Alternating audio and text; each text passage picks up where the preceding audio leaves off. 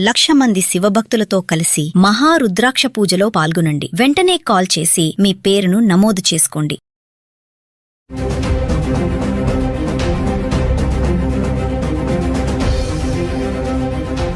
నమస్తే, welcome back to Suman TV. ప్రస్తుతం మనతో పాటు ఉన్నారు consumers affairs committee chairman Mandadi Krishna Reddy గారు. నమస్తే సార్. నమస్తే అమ్మా. సార్, డొనాల్డ్ ట్రంప్ విషయానికి వస్తే అంటే ఇప్పటి వరకు ఒక ఎత్తు, ఇప్పుడు ఏంటంటే అమెరికాలో సెటిల్ అవ్వడానికి పెళ్లిని ఒక వేగా చూసుకునే వాళ్ళందరికీ కూడా ట్రంప్ చెక్ పెట్టేశాడు అనుకోవాలి. ఇల్లీగల్ ఇమిగ్రెంట్సే కానీ, పార్ట్ టైం జాబ్స్ చేయొద్దు అన్నాడు, బర్త్ రేట్ సిటిజన్షిప్ కానీ చాలా తీసుకొచ్చాడు ఎగ్జిక్యూటివ్ ఆర్డర్స్. ఇప్పుడు మళ్ళీ స్టూడెంట్స్ కూడా అటాక్ చేశారు. మళ్ళీ ఇప్పుడు వచ్చేసి ఏంటంటే పెళ్లి అంటే అమెరికా సంబంధాలు వస్తున్నాయి కదా, అమెరికా సంబంధం చేద్దాం అనుకునే, అమెరికా అబ్బాయిని చేసుకోవాలనుకునే వాళ్ళందరికీ కూడా ఇలా పెళ్లి మార్గాన వచ్చి సెటిల్ అయిపోతున్నారు అనుకునే వాళ్ళకి కూడా చెక్ పెట్టేశారు ట్రంప్. ఒకసారి దాని గురించి మాట్లాడుకుంటే సార్. అమెరికా అబ్బాయిలే కాదు, అమెరికా అమ్మాయిలు కూడా చేసుకోవాలనుకునే వాళ్ళు. ఎందుకంటే ఏ రకమైన పద్ధతిలో అమ్మాయిని చేసుకున్నా అబ్బాయిని చేసుకున్నా అక్కడ డిపెండెంట్ వీసా కింద పోవచ్చు అనే టాస్క్లో ఉండేవాళ్ళు చాలా మంది ఉంటారు. గతంలో ఏంటంటే ట్రంప్ లేకముందు, ట్రంప్ రాకముందు, లేదా ట్రంప్ మొదటిసారి వచ్చినప్పుడు కూడా ఇంత స్ట్రిక్ట్ ఎప్పుడు చేయలేదు. రెండోసారి వచ్చినప్పటి నుంచి చాలా డ్రాస్టిక్గా వెళ్ళిపోతున్నాడు, విపరీతంగా చేస్తున్నాడు. పిచ్చి ముదిరిందేమో అనిపించేట్లు పరిస్థితుల్లో కూడా జరుగుతూ ఉన్నాయి. ఏ రాత్రి ఏ ఆలోచన వస్తుందో, పొద్దునికల్లా ఏది ఇంప్లిమెంట్ చేస్తాడో తెలియని పరిస్థితుల్లో అమెరికన్ ప్రజలు వణికిపోయేటువంటి స్టేజ్ వచ్చింది. దాంట్లో ముఖ్యంగా వలస వెళ్ళిన వాళ్ళు, మన దేశం నుంచి వెళ్ళినట్టు వాళ్ళు లాంటి వాళ్ళకి చాలా ఇబ్బందులు ఎదురైనాయి. వీలైనంత వరకు వలసదారులను తగ్గించాలనే కోరికలో ఉన్నాడు. కాబట్టి ఏ కారణాలు దొరుకుతాయా, ఎలా నొక్కేద్దామని చూస్తున్నాడు. దానికి కానీ ఈ మధ్య కాలంలో ఏం చేశారంటే, జనరల్గా అమెరికాలో ఉండే అబ్బాయిని కానీ అమ్మాయిని కానీ మ్యారేజ్ చేసుకున్నప్పుడు డిపెండెంట్ వీసా అంటున్నాము. అంటే మ్యారేజ్ చేసుకున్నప్పుడు ఏమవుతుందంటే భార్యాభర్తలు అవుతారు. భార్యాభర్తలు అయినప్పుడు భార్య మీద భర్త మీద భార్య డిపెండ్ అయ్యే పరిస్థితి ఏర్పడుతుంది. కాబట్టి ఒక్కరు దూరంగా ఉండడం అనేది కరెక్ట్ కాదు. ఏ దేశమైనా దీన్ని ఒప్పుకుంటుంది. అమెరికా కూడా దీన్ని యాక్సెప్ట్ చేసింది. గతంలో విపరీతంగా జరిగాయి. ఇంకొంతమంది అయితే అమెరికాలో స్థిరపడడానికి పెళ్లిని ఒక ఆయుధంగా తీసుకున్నారు.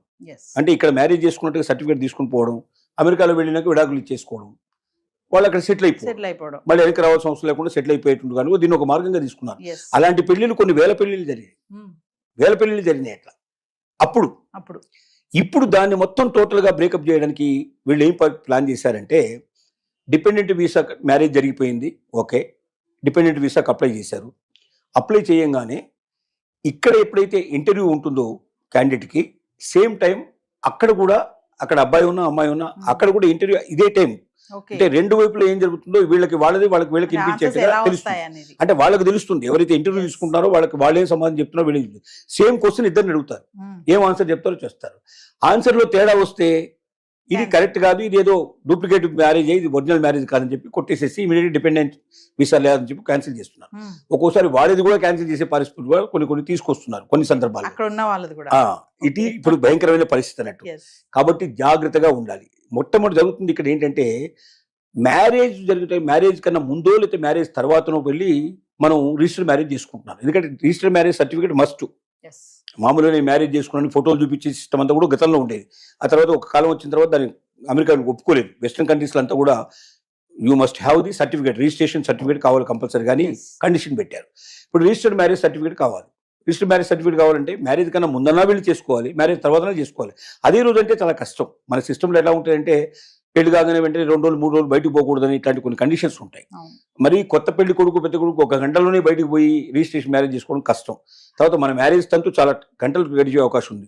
కొన్ని బ్రాహ్మణ్స్ మ్యారేజెస్ అయితే 4-5 గంటలు కనీసం జరుగుతూ ఉంటాయి. అంటే ఒక్కొక్క దాంట్లో ఒక రకమైన పద్ధతులు, ఒక కస్టమ్స్ ఉంటాయి మనకు.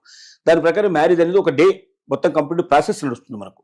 ఈ ప్రాసెస్ అంత లోపల ఆ రోజు వెళ్ళి వాళ్ళు చేసుకోవడం కష్టం. కాబట్టి 2 days 3 days 4 days పైన ఒక 1 week తర్వాతనో, కొంతమంది 1 month తర్వాతనో మ్యారేజ్ సర్టిఫికేట్ తీసుకొస్తారు. అంటే అక్కడ కూడా అప్లై చేసుకోవాలి. దాని డేట్ రాగానే వీళ్ళని సాక్షులు తీసుకెళ్ళాలి, సంతకాలు పెట్టాలి, గుండు దండలు మార్చుకుంటారు, సర్టిఫికేట్ తీసుకొని వచ్చేస్తారు. ఆ సర్టిఫికేట్ డేట్కిను ఒరిజినల్ మ్యారేజ్ డేట్కి మధ్యలో తేడా ఉంటుంది. So what is your marriage date అని అడిగాడు అనుకోండి, టక్కున జ్ఞాపకం వచ్చేది అంటే మనం మామూలుగా వేసుకునే మ్యారేజ్ జ్ఞాపకం వస్తుంది. ఎందుకంటే పత్రికలకు పట్టించడం, ఒక 4 రోజుల పాటు ప్రాసెస్ అంతా ఈ మంది మార్పుల వ్యవహారం అంతా ఉంటుంది కదా. సో జనరల్గా జ్ఞాపకం ఉండేది సర్టిఫికేట్ డేట్ మనకు. ఎందుకంటే సర్టిఫికేట్ దేనికోసం అంటే అమెరికా పోవడానికి సర్టిఫికేట్ కోసం మనం తెచ్చుకున్నాం. కానీ సహజంగా చెప్పేది అంటే మ్యారేజ్ డేట్ చెప్పేస్తారు. చెప్పంగానే ఏమవుతుందంటే క్యాన్సిల్ చేసే అవకాశాలు ఉన్నాయి. అంటే డిఫరెన్స్ ఉండకూడదు. మనకు ప్రొడ్యూస్ చేసినటువంటి డాక్యుమెంట్స్లో ఉండేటువంటి డేట్స్ కానీ, వ్యవహారం కానీ, మనీ కానీ ఏదైనా సరే వాళ్ళు అడిగిన ఫిగర్కి మధ్యలో డిఫరెన్స్ రాకూడదు. అలాగే హస్బెండ్ ఒకటి వైఫ్ ఒకటి చెప్పినా కూడా క్యాన్సిల్ చేసే అవకాశాలు ఉన్నాయి. అంటే ఒక ప్రమాదంలో పడే పరిస్థితి గతంలో ఉన్నంత సులభంగా ఇప్పుడు లేదు. దీనికి కూడా మనం చాలా ముందు ప్రాక్టీస్ చేయాలి. Yes. అంటే ఇద్దరు ప్రాక్టీస్ చేసుకోవాలి. ఏం అడుగుతారు, మనం డాక్యుమెంట్స్ ఏం పెడుతున్నాం, ఆ డాక్యుమెంట్లో ఫిగర్స్ ఏంటని 1కి 100 సార్లు అనుకోవాలి. మ్యారేజ్ డేట్ ఇది కాదు, రిజిస్ట్రేషన్ సర్టిఫికేట్ డేటే మ్యారేజ్ డేటు, కాబట్టి సర్టిఫికేట్ డేటే జ్ఞాపకం పెట్టుకోవాలి. ఆ రోజున ఎట్లా జరిగింది మ్యారేజ్ అనగానే వాళ్ళు ఇద్దరు వచ్చారు, సాక్షులకు వచ్చారు, మేము ఇక్కడ రిజిస్ట్రేషన్ చేస్తాం, సర్టిఫికేట్ చెప్పాలి. అంతేగాని పెళ్లికి 100 మంది వచ్చారు, బాగా జరిగింది, మంచి భోజనాలు పెట్టాము అని ఇవన్నీ ఎందుకంటే ఆ మ్యారేజ్ మనకు జ్ఞాపకం వస్తుంటుంది. ఇంకా ఆ ఊహల్లోనే ఉంటాం, మనం ఆలోచనలో ఉంటాం. అది మెమరబుల్, మనకు జీవితంలో ఒక మధురైనట్టు ఒక మనకు ఆనందకరమైన విషయం కాబట్టి సంఘటన జ్ఞాపకం ఉంటుంది మనకు. సో ఇలాంటివి ఇండియన్స్ చాలా తప్పులు చేస్తున్నారు. ఈ తప్పుల వల్ల ఇప్పుడు బాగా దొరికిపోతున్నారు. ఒక్క 4,000 వీసాలు సుమారుగా ఈ మధ్య కాలంలోనే డిపెండెంట్ వీసాలు క్యాన్సిల్ అయినట్టుగా తెలుస్తున్నారు. 4,000 అంటే మీరు ఎంత గణనీయమైందో మీరు తెలుసుకోవచ్చు. ఒక సంవత్సరం మొత్తం తీసుకుంటే ఇంకెన్ని అవుతాయో కూడా మనకు తెలియని పరిస్థితి. అంటే ఒకప్పుడు ఏంటంటే మ్యారేజ్ అయ్యిందంటే సహజంగా ప్రాబ్లం ఉండేది కాదు. మ్యారేజ్ సర్టిఫికేట్ ప్రొడ్యూస్ చేసేస్తే ఏదో పేరుకు ఒక 2-3 ప్రశ్నలు అడిగేవాళ్ళు, పంపించేసేవాళ్ళు. అంటే ఇట్స్ డెఫినెట్ గా మ్యారేజ్ అయితే 100% వస్తుంది సర్టిఫికేట్ అని నిర్ణయం. అందుకే ఏంటి, కొంతమంది 3 రోజుల్లో మ్యారేజ్ చేసుకుని వెళ్ళిపోయిన వాళ్ళు ఉన్నారు. 3 days లో మ్యారేజ్ చేసేసుకొని సర్టిఫికేట్ తీసుకొని తర్వాత తను వెళ్ళిపోతాడు, తర్వాత వైఫ్ వచ్చేటట్టుగా ఏర్పాటు చేసుకున్నారు. లేదా అదే రోజున వారం రోజులు, 10 రోజులు, 15 రోజులు దొరికిన వాళ్ళైతే అదే రోజున ఇద్దరు కలిసి వెళ్ళిపోయిన సంఘటనలు కూడా మనకు ఉన్నాయి. విశాఖ అప్లై చేసుకుని వెళ్ళిపోయిన సంఘటనలు ఉన్నాయి. కానీ ఈ రోజున ఆ పరిస్థితి లేదు. ఈ సిచ్యువేషన్ ఒకటి. ఇంకో రెండోది ఏంటంటే, డిపెండెంట్ వీసా వాళ్ళు ఎవరు కూడా వారు జాబ్ చేయడానికి వీల్లేదు.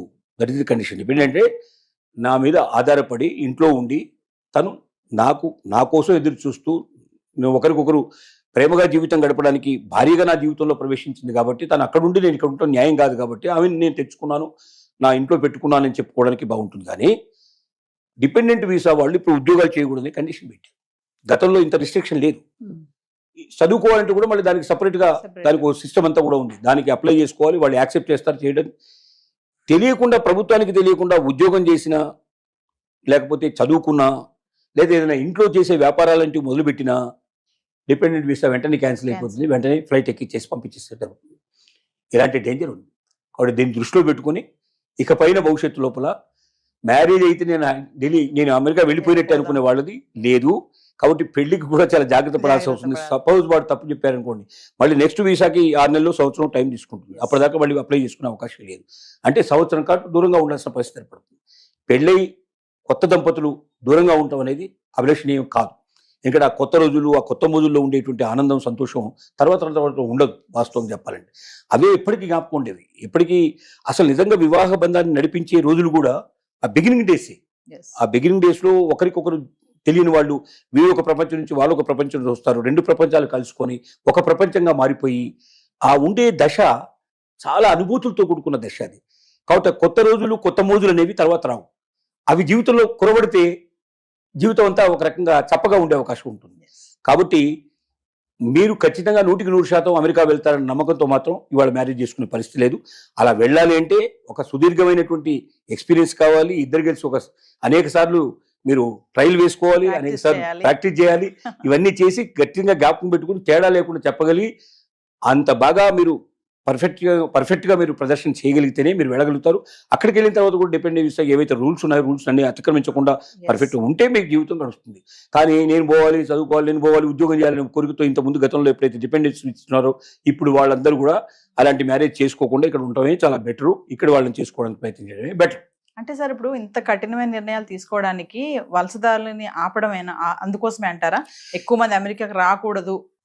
ముందు ఏం చేయాలనుకుంటున్నాడంటే దీన్ని కరెక్షన్ అంటారు. కరెక్షన్ అంటే ఇంత ముందు విచ్చలవిడిగా ఇతరులని అమెరికాలో ప్రవేశపెట్టారు. వలసవాదులు విపరీతంగా వచ్చారు. వలసవాదుల ప్రభావం అక్కడ ఉన్నటువంటి లోకల్ వాళ్ళ మీద కూడా పడింది. అసలు వీళ్ళు లేకపోతే అమెరికన్స్ బతకలేని పరిస్థితి వాళ్ళు ఏర్పడిన సిచ్యువేషన్. ప్రతి ఉద్యోగంలో, ప్రతి వ్యాపారంలో ఎక్కడ చూసినా సరే బయట నుంచి వచ్చినట్టు వాళ్ళే ఎక్కువగా ఉన్నారు. ఇప్పుడు అక్కడ లోకల్గా ఉన్న అమెరికన్స్ వాళ్ళు మేమే సెకండ్ సిటిజన్ అని ఫీలింగ్ అయ్యేటువంటి ఫీలింగ్స్ వచ్చాయి. మేమే ద్వితీయ పౌరులమేమో, మేమే అసలు ఈ బయట నుంచి వచ్చిన వాళ్ళే నిజం ఒరిజినల్ వాళ్ళేమో అనే పరిస్థితికి వచ్చింది అక్కడ. మన వాళ్ళైతే, తెలుగు వాళ్ళైతే అసోసియేషన్స్ ఒక్కొక్క ఊరికి 10 అసోసియేషన్స్ పెట్టేశారు. ఆట అని, తానా అని, ఈయనని, అదని రకరకాల పేర్లతో పెట్టేశారు. ఎందుకంటే మన వాళ్ళు ఒకరు వెళ్తే ఒక ఇంట్లో మూడు అసోసియేషన్స్ వచ్చే పరిస్థితి ఏర్పడింది. సో వీళ్ళంతా దేవాలయాలు కట్టేయడం, ఇక్కడ నుంచి వెళ్ళిన వాళ్ళు. అంటే ఏమైంది, వేరే దేశాల సంస్కృతి అమెరికాలో ఎక్కువగా ప్రజ్వలించే పరిస్థితి ఏర్పడింది.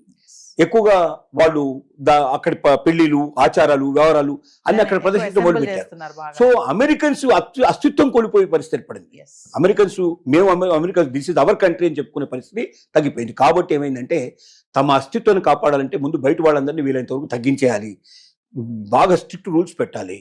సరైన పర్సన్స్ అంటే మా మీద ఆధారపడి అమెరికాకు వచ్చి అమెరికా మీద బతకాలని కొరకు కాకుండా అమెరికాను బతికించాలి, అమెరికాకు పేరు తీసుకురావాలి, అమెరికాకు సంపద తీసుకురావాలి, అమెరికాను ప్రజ్వలింపజేయాలి, అమెరికాను నెంబర్ 1 కంట్రీగా ఉండేటట్టు చేయాలనే భావన కలిగిన వ్యక్తులు కావాలి అనేది ట్రంప్ యొక్క ఆలోచన. అందుకోసం చెత్తా చెదారాన్ని మొత్తం క్లీన్ చేసి పారేసే ప్రయత్నం చేస్తున్నాడు. మన వాళ్ళంతా ఏంటంటే అక్కడ పోయి ఏదో ఉద్యోగం చేసుకుని బతకాలి, ఏదో రకంగా ఎక్కడికన్నా అక్కడ మెరుగ్గా ఉంటుంది. అక్కడ పెట్రోల్ బంకులో పనిచేసినా అమెరికా పోయి వచ్చాడంటే వాడికి పెద్ద ఒక అమ్మాయిని కనీసం 10 లక్షలు 10 కోట్లు 5 కోట్లు ఇచ్చి చేస్తారనేట్టు కోరికతోటి వెళ్తున్న వాడే తప్ప నిజమైన సత్తా ఉండేవాళ్ళు వెళ్ళేవాళ్ళు తక్కువ మంది పర్సెంట్. ఆ సత్తా ఉండే వాళ్ళని ఉంచుతాను, మిగతా వాళ్ళని పంపుతాను అంటున్నాడు ఇప్పుడు ట్రంప్ చేసే పని అది. Thank you.